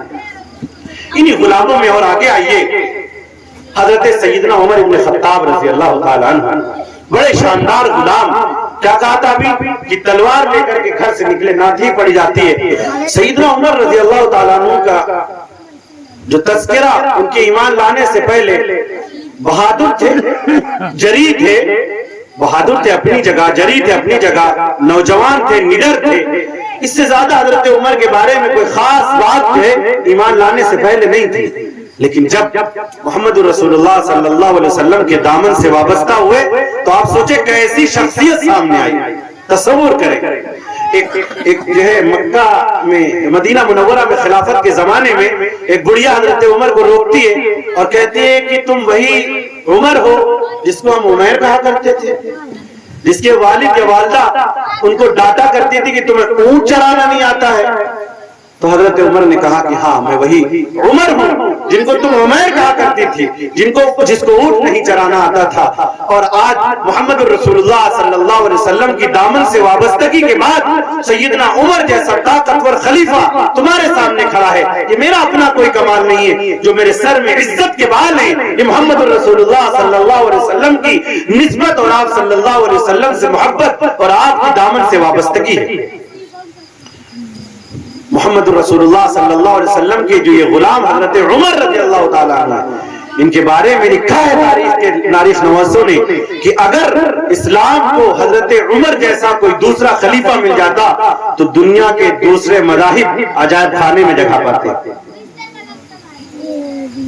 یہ شخصیت اور یہ تو بے شمار واقعات ہیں، لیکن فتح بیت المقدس کا واقعہ کہ نبی کریم صلی اللہ علیہ وسلم کے جیالے اور یہ کمانڈر جب حضرت سعد بن ابی وقاص رضی اللہ تعالیٰ عنہ نے خط بھیجا تو جب یہ نکلے ہیں تو اونٹ لے کر کے نکلے، کبھی غلام سوار ہوتا ہے کبھی خود سوار ہوتے ہیں، اور جب شہر کی فصیل اور شہر کے دروازے پر پہنچتے تو غلام کے اونٹ پہ بیٹھنے کی باری ہوتی ہے اور آقا کے نکیل پکڑنے کی باری ہوتی ہے، اور جسم پر جو کپڑا ہے اس کے اوپر دام، اس کے اوپر پیبند لگے ہوئے ہیں، اور ان کے جو راہب پوپ اور بڑے بڑے علماء وہ حضرت عمر کو دیکھتے ہیں، اپنی کتابوں میں پیشن گوئیاں دیکھتے ہیں، ان کی شکل دیکھتے ہیں جن کے بارے میں پیشن گوئی کی گئی تھی کہ اس حیت اور اس جسم جثے اور اس کا اگر شخص آئے گا تو شہر کی چابی اس کے سپرد کر دینا، تم اس سے مقابلہ کرنے کی طاقت نہیں رکھتے۔ اور ان لوگوں نے سیدنا عمر ابن خطاب رضی اللہ تعالیٰ عنہ کے جھولی میں بیت المقدس کی چابی ڈال دی۔ یہ طاقتور شخصیت اللہ رب العزت نے محمد الرسول اللہ صلی اللہ علیہ وسلم کے دامن سے وابستہ ہونے کے بعد عطا فرمائی۔ اسی طرح تیسرے خلیفہ سیدنا عثمان غنی رضی اللہ تعالیٰ عنہ، جن کے بارے میں اسلام سے پہلے کوئی خاص باتیں نہیں ملتی ہیں، یہ بھی تاجر تھے اور مکہ کے بڑے تاجروں میں سے تھے، لیکن اس سے زیادہ کوئی حیا والے تھے، لیکن اس سے زیادہ کوئی اہم بات ان کے بارے میں بھی معلوم نہیں تھی۔ لیکن جب سیدنا محمد الرسول اللہ صلی اللہ علیہ وسلم کے دامن سے وابستہ ہوتے ہیں تو ان کے لیے بڑا آسان ہو جاتا ہے کہ مالوں سے لدے ہوئے اونٹ، کئی سو اونٹ اللہ کی راہ میں بآسانی قربان کرتے ہیں۔ ان کے لیے بہت آسان تھا کہ یہودیوں کے جو 500 درہم کا کنواں ہو اس کو ہزاروں درہم میں خرید کر کے محمد رسول اللہ صلی اللہ علیہ وسلم کے نام پر قربان کر دیں۔ اور جب یہ آج صلی اللہ علیہ وسلم کے دامن سے وابستہ ہوئے تو پہلے لوگ عثمان بزنس مین کے نام سے جانتے تھے، عثمان تاجر کے نام سے جانتے تھے، لیکن جب آپ کے نام سے یہ جڑے اور آپ کے دامن سے وابستہ ہوئے تو پھر ان کا نام ہوا عثمان غنی، جس کا انگلش میں ترجمہ کرتے ہیں عثمان دی ریچسٹ، جیسے اکبر دی گریٹ کرتے نا، یعنی وہ جو مالداری کا سب سے اعلیٰ پیمانہ ہے۔ یہ سیدنا عثمان غنی رضی اللہ تعالیٰ عنہ کے کمال، اور کمال بھی اس انداز کا، جب حضرت عثمان کی شہادت کا واقعہ ہم لوگ ذکر کرتے ہیں تو ایسا سمجھتے ہیں کہ حضرت عثمان بہت مجبور اور بہت لاچار ہوں گے اور ان کو پکڑ کے اور شہید کر دیا گیا ہوگا۔ نہیں، اس وقت فارس تک کے، اس سے پہلے تک کی باؤنڈریز پر سلطنت اسلامیہ کے گھوڑے ان کی کمانڈری میں دوڑ رہے تھے، اور نہ جانے کہاں تک کی فتوحات ان کے پاس تھی، اور چشم زدن میں چاہتے تو وہ چند خارجی تھے جن کو گرفتار کرا سکتے تھے، لیکن محمد رسول اللہ صلی اللہ علیہ وسلم نے فرمایا تھا کہ عثمان امت کے اندر فتنہ فساد کا باعث نہ بننا، دو گروہ کے درمیان فتنے کا باعث نہ بننا۔ اور نبی کریم صلی اللہ علیہ وسلم کی اس بات کی وجہ سے آپ نے شہادت قبول فرمائی۔ جب پانی بند کر دیا گیا، وہ پورا واقعہ سیدنا عثمان کا، جب پانی بند کر دیا گیا تو خواب میں سیدنا محمد رسول اللہ صلی اللہ علیہ وسلم کی زیارت میں آپ صلی اللہ علیہ وسلم نے سیدنا عثمان سے فرمایا کہ عثمان، اگر تم چاہو تو تمہارے لیے آسانیاں پیدا کی جائیں، اور اگر تم چاہو تو پھر شام کو افطار ہمارے ساتھ ہمارے دسترخوان پہ کرنا۔ جس راوی نے، جس صحابی نے حضرت عثمان کی اس بات کو نقل کیا ہے، انہوں نے حضرت جب وہ ان سے ملاقات کرنے گئے اور کہا کہ بہت پریشان کر رہے ہیں اور کچھ حکم صادر فرمائیے، تو انہوں نے کہا نہیں، میں نے رسول اللہ صلی اللہ علیہ وسلم سے دسترخوان پر افطاری کرنے کا وعدہ کیا ہے۔ اور جس دن سیدنا عثمان غنی نے یہ خواب دیکھا اسی دن ان کی شہادت ہوئی۔ تو دوسرے کہتے تھے کہ عثمان شہید ہو گئے، اور وہ صحابی جو اس روایت کے راوی ہیں وہ کہتے تھے نہیں، عثمان نبی کریم صلی اللہ علیہ وسلم کے دسترخوان بھی افطاری کرنے گئے۔ یہ مقام اور مرتبہ ملا سیدنا عثمان غنی کو، یہ مقام اور مرتبہ ملا کہ جب صلح حدیبیہ کے لیے حضرت عثمان کو سفیر بنا کر مکہ بھیجا گیا اور وہ واپس نہیں آئے تو پھر نبی کریم صلی اللہ علیہ وسلم کو زیادہ غصہ نہیں آتا تھا، لیکن اس دن آپ کو غصہ آیا اور اس دن آپ نے بیعت کی اور کہا کہ یہ عثمان کا ہاتھ ہے، اور اس کے اوپر آپ نے دوسرا ہاتھ رکھا کہ میں لڑنے کی بیعت لیتا ہوں، یعنی اپنے ہاتھ کو عثمان کا ہاتھ قرار دیا۔ کسی دوسرے صحابی کے اندر یہ خوشخبری اس کے لیے نہیں ہے کہ جسد نبوت کو یہ بتایا گیا ہو کہ یہ عثمان کا ہاتھ میرا ہاتھ ہے۔ اور یہ مرتبہ ملا سیدنا عثمان غنی رضی اللہ تعالیٰ عنہ کو کہ فرمایا کہ میری جتنی بھی بیٹیاں ہوتی، بعض روایات میں آتا ہے کہ 40 بیٹیاں ہوتی تو میں سب عثمان کے نکاح میں دے دیتا۔ یہ شان تھی سیدنا عثمان غنی رضی اللہ تعالیٰ عنہ کی جو نبوت کے دامن سے وابستہ ہونے کے بعد ملی۔ بھائی جان، یہ نسبت ہے، کسی کو بھی مل سکتی ہے، بہتوں کو ملی، گھر کے ایک شخص کو مل گئی، بھتیجے چچا کے بیٹے تھے جن کو علی المرتضیٰ کہتے ہیں، تو جب یہ نسبت چچا کے گھر پہنچی تو حضرت علی جیسی مضبوط شخصیت، جبل علم، شہر علم اور قضا اور افتاء اور اس کے منصب کا وہ عظیم الشان شاہکار دنیا کو ملا، جس کی فن فتاوا اور جس کے علوم حدیث نے دنیا کو حیران کر کے رکھ دیا کہ نبوت کے مقام کو سمجھانے والا علی مل گیا دنیا کو۔ یہ نسبت کسی کو بھی مل سکتی ہے۔ چچا یہ نسبت ملی ایک غلام کو مل گئی، ایک غلام کو مل گئی، اور غلام جو بھی میں نے بتایا کہ مکہ کے ماحول کے اندر نہیں ہو رہی مکہ کے اندر دیکھیے جب بات سیرت طیبہ کی ہوتی ہے تو مزہ بھی آتا ہے اور لگتا ہے کہ ہاں انوار و برکات ہو رہے ہیں۔ میں نے مجھ سے کہا گیا تو میں نے کہا تھا دعا کرتے ہیں کہ کچھ باتیں ایسی ہوں جو کی جا سکیں کہ غلام کو یہ نسبت مل گئی، غلام کو۔ وہ غلام مکہ کے ایک تاجر کا غلام تھا، غالباً امیہ ابن خلف کا، حضرت بلال امیہ ابن خلف کا غلام تھا۔ اور غلام کی اس زمانے کے اندر جو حیثیت تھی،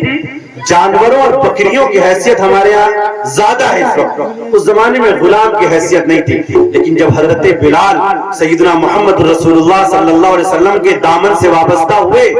تو منسٹر رینک کے لوگوں کے سامنے ان کی آنکھوں میں آنکھیں ڈال کر کہتے تھے احد احد احد احد، اسی کلمے کو پڑھتے تھے، اللہ ایک ہے، اللہ ایک ہے، اللہ ایک ہے۔ تم گرم ریت پر لٹاؤ کچھ نہیں ہونے والا ہے، تم لوہے کو گرم کر کے پیٹ داغو میرا کچھ نہیں ہونے والا ہے، میرے جسم سے چربیاں نکلنے لگے میرا کچھ نہیں ہونے والا ہے، میں نے محمد رسول اللہ کا کلمہ پڑھ لیا ہے۔ اور یہ غلام جب محمد رسول اللہ صلی اللہ علیہ وسلم کے آغوش میں آ گئے حضرت ابوبکر رضی اللہ تعالیٰ عنہ کی کوششوں اور کاوشوں سے، تو پھر یہ کہاں تک پہنچے آپ سنیں کہ حبشہ کا ایک غلام ہمارے لیے تو سروں کا تاج ہے، ہمارے ہزاروں کروڑوں خوبصورت ان کے اوپر ہر آن قربان، لیکن حبشہ کی نسل کے کالے کلوٹے اور غلامی کی حیثیت رکھنے والے، لیکن جب محمد رسول اللہ کے دامن سے وابستہ ہوئے تو پھر ان کو مؤذن الرسول بنا دیا گیا۔ اور اس حیثیت سے مؤذن بنائے گئے۔ دوست ہوتے ہیں کچھ لوگ، آپ کے بھی ہوں گے ہمارے بھی ہیں، کہ بہت سے تعلقات بہت سے لوگوں سے ہوتے ہیں، لیکن کچھ دوست آتے ہیں تو جیسے دل میں خوشیاں اٹھ جاتی ہیں اور ان سے باتیں کرنے کو دل چاہتا ہے اور ان کی باتوں سے خود کو مزہ آتا ہے۔ حضرت سیدنا ابو ہریرہ، حضرت زید اور حضرت بلال، اور یہ جو صحابہ تھے محمد رسول اللہ صلی اللہ علیہ وسلم کے ایسے ہی شاگرد اور دوست تھے جو آپ ہی کا کھاتے تھے، آپ ہی کے در پہ پڑے رہتے تھے، کہیں نہیں جائیں گے، یہی رہیں گے۔ اور ان کے لیے کھانے کا بھی انتظام کرنا ہے، ان کی تعلیم کا بھی انتظام کرنا ہے، چھوڑ کے جانے والے نہیں ہیں، کچھ نہیں کرنا ہے، صرف آپ ہی کی باتیں سننا ہے۔ اور آپ صلی اللہ علیہ وسلم کو بھی ان کے ساتھ مزہ آتا تھا، کبھی بلال سے مذاق کر لیتے تھے، کبھی ابو ہریرہ سے مذاق کر لیتے تھے۔ تو کہنے کا مقصد یہ کہ اس طرح کے سیدنا بلال جو ہے دوست تھے اور ایک غلام تھے، لیکن جب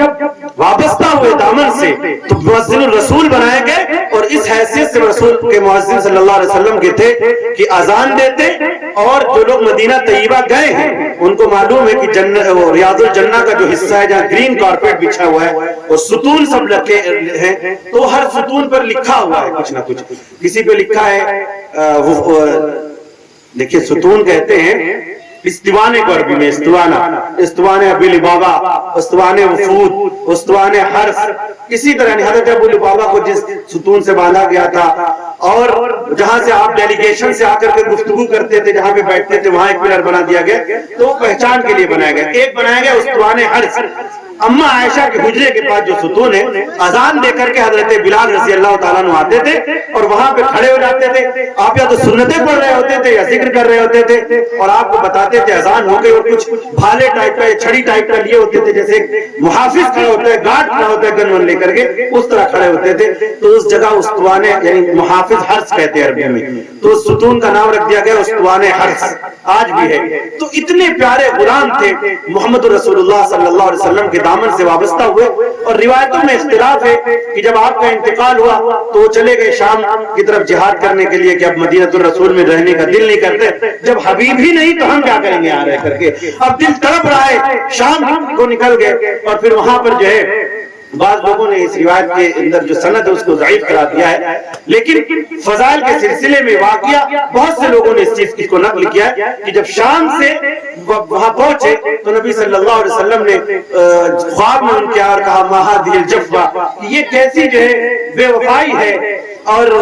آتے نہیں ہو. اور جب یہ بات نبی صلی اللہ علیہ وسلم نے خواب میں کہی تو بیدار ہوئے اور مدینے کی طرف دوڑے توشہ وشہ انتظام کر کے، اور پہنچے جب مدینہ تو پھر لوگوں نے کہا کہ مؤذن الرسول آ گئے ہیں، حضرت بلال آ گئے ہیں. اذان کی خواہش تھی کہ مدینے میں جیسے سیدنا محمد رسول اللہ صلی اللہ علیہ وسلم اذان کے زمانے میں اذان دیتے تھے، اذان دیجئے، انہوں نے منع کر دیا کہ میں اذان نہیں دوں گا. تو لوگوں کو بھی معلوم تھا کہ کیسے کام نکالنا ہے. نبی کریم صلی اللہ علیہ وسلم کے جگر کے ٹکڑوں کو قریب کیا، یعنی ان کو اگر حضرت حسنین کی فضیلتیں بیان کریں گے تو دوسری طرف نکل جائے گا. آپ سوچئے حسنین سے نبی کریم صلی اللہ علیہ وسلم کیسی محبت کرتے تھے. آپ جو ہے بچوں کو گود میں اٹھاتے تھے اور سونتے تھے حضرت حسنین کو، جیسے بچوں خوشبو لیتے تھے اور کہتے تھے ہما ریحتھا یا من الدنیا، یہ میرے دونوں دنیا کے میرے پھول ہیں. اتنی محبت کرتے تھے اور کہتے تھے کہ حسین مجھ سے ہیں اور میں حسین سے ہوں. نواسے تھے، شہزادے تھے، تو جانتے تھے لوگ کہ جب نانا اتنی محبت، اور ظاہر سی بات ہے نانا تو محبت کرتے تھے، لیکن یہ جانیے کہ یہ نانا کیسے تھے اور یہ نواسے کیسے تھے. وہ دوسرے لوگ تھے. یہ رتبہ بلند ملا جس کو مل گیا، ہر مدعی کے واسطے دارو رسن نہیں. یہ انہی کا وی آئی پی پروٹوکول ہے، ہر سارے کے بس کا نہیں. تو لوگوں نے حضرت حسنین سے گزارش کی کہ بلال رضی اللہ تعالیٰ عنہ سے کہیں، تو انہوں نے جب آ کر عرض کیا تو کہنے لگے کہ تو غلام ہوں میں آپ کا، ایسا کیوں. اور پھر جب حضرت بلال رضی اللہ تعالیٰ عنہ نے حسنین رضی اللہ کریمین رضی اللہ تعالیٰ عنہ کے کہنے سے اذان دی تو مدینے میں کوہرام مچ گیا اور ایسا لگا کہ دور نبوت دوبارہ جو ہے لوٹ آیا ہے. یہ غلام جب نبی کریم صلی اللہ علیہ وسلم کے دامن سے وابستہ ہوئے تو جب ان کا انتقال ہوا، یہ بات اصل سمجھنے کی ہے جو میں نے کہا تھا کہ غلاموں کی حیثیت وہ تھی کہ جانوروں سے بھی بدتر تھی، لیکن جب انتقال ہوا تو سرداران قریش جو اب صحابہ تھے انہوں نے یہ گواہی دی الیوم مات سیدنا، کہ آج ہمارے آقا کا انتقال ہو گیا ہے، آج ہمارے آقا کا انتقال ہو گیا ہے. کہاں امیہ ابن خلف کی غلامی سے اور پوری دنیا اور کائنات کی آقا اور سرداری کا رتبہ محمد رسول اللہ صلی اللہ علیہ وسلم کی غلامی سے مل گیا. محمد رسول اللہ صلی اللہ علیہ وسلم کے بے شمار غلام، ایک غلام ہے سلمان فارسی کے نام سے. یہ بھی بکتے، ان کا بھی واقعہ بہت شاندار ہے. وقت ہوگا کبھی تو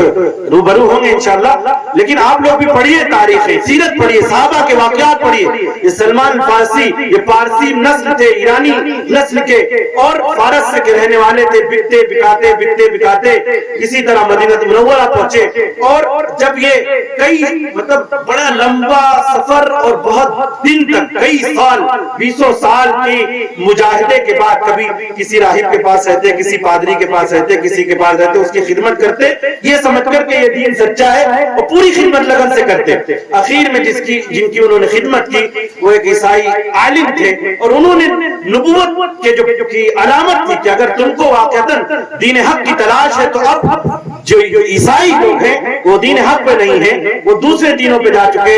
یثرب کے یہ علاقہ جو مدینہ المنورہ ہے وہاں کی پہچان بتائی کہ باغوں کے علاقوں میں ایک نبی آئیں گے جن کی علامت یہ ہے کہ وہ صدقہ نہیں لیتے ہیں، ہدیہ لیتے ہیں، اور دوسری علامت یہ ہے کہ مہر نبوت پشت پہ ہوگی. اس طرح کی علامتیں بیان کی.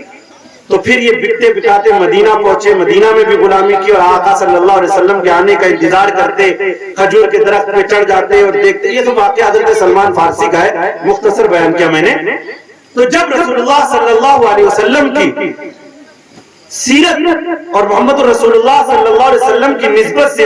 وابستہ ہوئے، آپ کے آنے کی خبر ملی، انہوں نے مال جمع کیا تھوڑا سا، اور آپ کی خدمت میں کھانے کی چیز تھی یا کوئی چیز پیش کی، صدقہ ہے. فرمایا کیونکہ نبی صلی اللہ علیہ وسلم کا امتحان لینا مقصود تھا، نہیں کہ نبی ہے کہ نہیں، کہا یہ صدقہ ہے، تو آپ نے خود نہیں کھایا، دوسروں کو کھلا دیا. تو کہا ایک تو نبوت کی ایک علامت پوری ہو گئی. پھر کچھ دن کے بعد آئے اور اپنی محنت کی کمائی ہدیہ ہے تو آپ نے خود بھی کھایا اور اپنے ساتھیوں کو بھی کھلایا. تو یہ دوسری نبوت کی علامت بھی پوری ہو گئی. پھر ایک مقام پر آپ کے پیچھے ادھر جاتے ادھر جاتے ہو, کوشش کرتے کہ مہر نبوت دیکھ لیں. آقا صلی اللہ علیہ وسلم کو تو اللہ کی طرف سے ہر چیزیں بتائی دی جاتی تھی. آپ صلی اللہ علیہ وسلم کو معلوم ہو گیا کہ یہ نبوت کی مہر چیک کر رہے ہیں, پڑھک رہے ہیں. تو آپ نے اپنی چادر مبارک سرکار دی ہلکی سے کہ تسلی سے دیکھ لو. تو جو اتنے سالوں کی شدت کا جو انتظار تھا وہ بے ساختہ نبی صلی اللہ علیہ وسلم سے لمٹ چپٹ گئے اور آپ کی مہر نبوت کو چومنے لگے بے تحاشا کہ آپ کو جھٹکنا پڑا کہ بس کرو.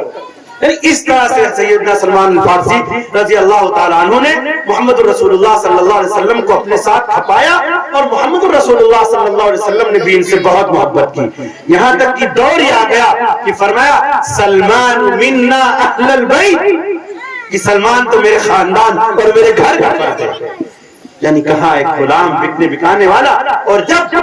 محمد الرسول اللہ صلی اللہ علیہ وسلم کے دامن سے وابستہ ہوئے تو آج دنیا سلمان فارسی کی محبت میں یہ ہے کہ ہم سب ان کی غلامی کو اپنے لیے اعزاز سمجھتے ہیں. ان کی غلامی کیا, ان کی جوتوں کی خاک کو بھی اپنے لیے اعزاز سمجھتے ہیں. یہ تو محمد الرسول اللہ صلی اللہ علیہ وسلم کے بے شمار غلام ہیں. ایک عورت بھائی اگر مردوں کو نسبت ملے گی تو عورتوں کو بھی ملے گی. ایک عورت تو تھی حضرت نبی کریم صلی اللہ علیہ وسلم کی اہلیہ محترمہ اما خدیجہ الکبریٰ, یہ تو بڑی شان والی ہے. ایک دیہاتی عورت کو مل گئی یہ نسبت, اور تھوڑی دیر کے لیے نبی صلی اللہ علیہ وسلم جب غار ثور سے مدینہ منورہ کی طرف آپ نے ہجرت کی, وہاں سے نکلے تو ایک مقام پر ایک خیمہ آپ نے دیکھا, بھوک لگی تھی, پوچھا یہاں اس ویرانے میں خیمہ کس کا ہے؟ بتایا گیا کہ ابو معبد کا ہے. وہاں اس کی بیوی ام معبد رہتی ہے اور گزرگاہ پر مہمان جو آتے ہیں ان کی مہمان نوازی کرتی ہے خوب, اور ان سے جو کچھ وہ لوگ ہدیہ تحفہ پیش کرتے ہیں ان سے ان کا گزر بسر چلتا ہے. تو آپ صلی اللہ علیہ وسلم نے کہا کہ چلو وہاں پر. جب ام معبد کے خیمے میں پہنچے تو پوچھا ابو معبد کہاں ہے؟ کہا وہ بکریاں چرانے گئے ہیں. کہا اچھا کچھ کھانے کو ملے گا؟ کچھ نہیں ہے آج. کچھ پینے کو ملے گا؟ کچھ نہیں ہے. کہا بکریاں کہاں ہیں؟ بکریاں چرنے گئی ہیں. اچھا اندر کی جو جھوپڑی میں بکری ہے کیا اس کا دودھ میں دودھ لوں؟ رسول اللہ صلی اللہ علیہ وسلم نے پوچھا تو انہوں نے کہا کہ آپ کو معلوم ہے کہ یہ بکری جو ہے پیچھے کیوں رہ گئی, بیمار ہے, تو کئی مہینوں سے دودھ نہیں دے رہی. اگر اچھی ہوتی تو ریوڑ کے ساتھ جاتی, یہاں کیوں ہوتی؟ تو آپ صلی اللہ علیہ وسلم نے کہا ام معبد مجھے اجازت دو, ام معبد مجھے اجازت دو کہ میں اس کو دو لوں. تو اجازت لینے کے بعد آپ نے, بعد روایت میں آتا ہے اس کے جسم پر اور بعد میں کہ اس کے تھن پر ہاتھ پھیرا تو بکری دودھ سے لبریز ہو گئی. پھر آپ نے اس کا دودھ اپنے دست مبارک سے دھوا اور پھر سب کو پہلے پلایا جو بھی لوگ تھے, اور وہیں پہ فرمایا کہ جو ہے بانٹنے والا جو ہے آخر میں پیتا ہے. ام معبد کو پلایا اور برتن بھر دیے اور کہا ابو معبد جب آئیں گے تو ان کو بھی پلا دینا. اب ام معبد اس برکت سے حیران, جب ابو معبد واپس آئے تو مطلب جیسے آدمی کھو نہیں جاتا ہے کہ آج ہم نے کچھ زبردست دیکھ لیا, اس میں کھوئی ایک دم. بھیا جب ابو معبد واپس آئے اپنی خیمے میں, اپنی جھوپڑی میں, تو فضا بھی معطر, علاقہ بھی منور, اور جھوپڑی کے حالات بھی جو ہے عجیب سے تھے اور رونق ہی رونق. تو کہا ام معبد آج کا جو ہے مطلب کچھ حال بدلا لگ رہا ہے, عام دنوں کی طرح نہیں, بڑا سہانا سا لگ رہا ہے, کیا بات ہے؟ کہا کچھ مت پوچھو, بس سونا سا ایک بندہ آیا تھا, اس ایسا تھا, اس کی آنکھیں ایسی تھی, اس کی بھاؤں ایسی تھی, اس کے لب ایسے تھے, اس کے رخسار ایسے تھے, اس کے بال ایسے تھے, اس کا قد و قامت ایسا تھا, نہ اس کا پیٹ زیادہ نکلا تھا نہ اس کا کم تھا. وہ عربی میں انہوں نے بیان کیا تھا, وہ بڑی لمبی بات ہے. یعنی آپ کا حلیہ اتنا شاندار بیان کیا کہ تاریخ نویسوں نے جو سیرت نبی صلی اللہ علیہ وسلم لکھتے ہیں اس میں جو نبی کریم صلی اللہ علیہ وسلم کے حلیے کو بیان فرماتے ہیں, وہ ام معبد کو اگر ذکر نہ کرے تو حلیہ پورا نہیں ہوتا ہے. اور حالت یہ تھی ابو معبد کی کہ ہر تھوڑی دیر پہ گھٹتے تھے. ام معبد اس نوجوان کا واقعہ بتاؤ کیسا تھا. ام معبد پھر بتاتی ہے, پھر کہتے کہ پھر بتاؤ کیسا تھا وہ. محبت پھر بتاتی ہیں. پھر یہ لوگ بعد میں جا کر کے ایمان لے آئے مدینہ منورہ جا کر کے. لیکن کہنے کا مقصد یہ کہ یہ نسبت جب ایک عورت کو ملی تو تاریخ نے اس کے نام کو بھی زندہ رکھا کہ جب محمد رسول اللہ صلی اللہ علیہ وسلم کا حلیہ مبارک بیان کیا جائے گا تو ام محبت کا نام ضرور ذکر کیا جائے گا. نبی کریم صلی اللہ علیہ وسلم کے بے شمار مستانے اور بے شمار جیالے ہیں. تو یہ مقام مصطفیٰ ہے, یہ نسبت مصطفیٰ ہے, جسے مل گئی. کچھ نظام مصطفیٰ کی بھی چند منٹ بات کر کے بات ختم کی جائے کہ محمد رسول اللہ صلی اللہ علیہ وسلم جو نظام لے کر کے آئے ہیں, اللہ رب العزت کی طرف سے جو اوامر و نواہی لے کر کے آئے ہیں, جو اعمال و افعال لے کر کے آئے ہیں, نمازوں کی شکل میں, روزوں کی شکل میں, صدقات اور زکات اور خیرات کی شکل میں, اور جس طرح سے بھی آپ نے حکم دیا, جو فرض ہے وہ تو کرنا ہی کرنا ہے. نہیں کرو گے کل کو یہ قبرستان آپ سے جواب مانگ لے گا. یہ بڑے بڑے سورما آئے اور چلے گئے. نہیں کرو گے ہم سب اس کے مخاطب ہیں, اپنے بھاؤ بھگتیں گے, کرنا ہی پڑے گا. نہیں کرو گے بھگت لیں گے. دوسرے نبی کریم صلی اللہ علیہ وسلم کے اخلاق کریمانہ ہیں. محمد رسول اللہ صلی اللہ علیہ وسلم کے جو اخلاق کریمانہ ہیں وہ اپنے معاشرے کے اندر ہم سب کو پھیلانے چاہیے. اور اس اخلاق کریمانہ کا جو خاکہ اگر ہم بیان کریں گے تو بہت وقت گزرے گا. اما خدیجۃ الکبریٰ رضی اللہ تعالی عنہا نے جو بیان کیا ہے وہ مختصر عرض کر کے بات کو ختم کرتا ہوں کہ نبی کریم صلی اللہ علیہ وسلم جب غار حرا پر جاتے اور کہتے کہ حبب الی الخلاء, کہ مجھے اب تنہائیاں پسند آنے لگی ہیں اور آپ تنہا رہنے لگے, تو اس وقت حضرت جبریل آئے. آپ نے ان کو اپنی اصلی حیت میں دیکھا اور ان کے بازو ایسے تھے کہ پورے فنا میں تھے اور بہت نحیف شہیم, یعنی پورے حضرت جبریل کو اپنی حیت میں دیکھا تو ڈر گئے. اور حضرت جبریل آئے, ان کو اپنے سینے سے لگایا اور کہا اقرا. آپ نے فرمایا ما انا بقاری. یہ پورا واقعہ جب وہاں سے لوٹے سیدنا محمد رسول اللہ صلی اللہ علیہ وسلم تو اما خدیجۃ الکبریٰ سے فرمایا لقد خشیت علی نفسی, کہ مجھے ڈر لگ رہا ہے, مجھے اپنی جان کا خوف ہے. بات بتائی کہ ایسا ہوا ہے. تو جو جملے اما خدیجۃ الکبریٰ نے بیان فرمائے ہیں وہ یقیناً تاریخ کہ ایسے جملے ہیں جنہوں کو تاریخ نے تو سنہرے الفاظ سے محفوظ کیا, اور ساتھ ساتھ اللہ رب العزت نے یہ جملے ایک عورت کی زبان سے کہلا کر کے تاریخ کے اندر اسلام میں جو عورت کا مقام ہے وہ درج کرا دیا کہ اسلام میں عورت کا مقام یہ کہ نبی کی اگر صفات کو ڈسکرائب کیا گیا ہے تو اما خدیجۃ الکبریٰ کی زبان مبارک سے ڈسکرائب کیا گیا ہے, بیان کیا گیا ہے. تو اما خدیجۃ الکبریٰ نے بیان فرمایا کلا لا یخزیک اللہ ابدا, کہ آپ ڈرے نہیں, اللہ آپ کو رسوا نہیں کرے گا. سب سے پہلی چیز کیوں, انک لتصل الرحم, کہ آپ رشتہ داریوں کو جوڑتے ہیں. انک لتصل الرحم وتصدق الحدیث وتعین علی نوائب الحق وتکسب المعدوم.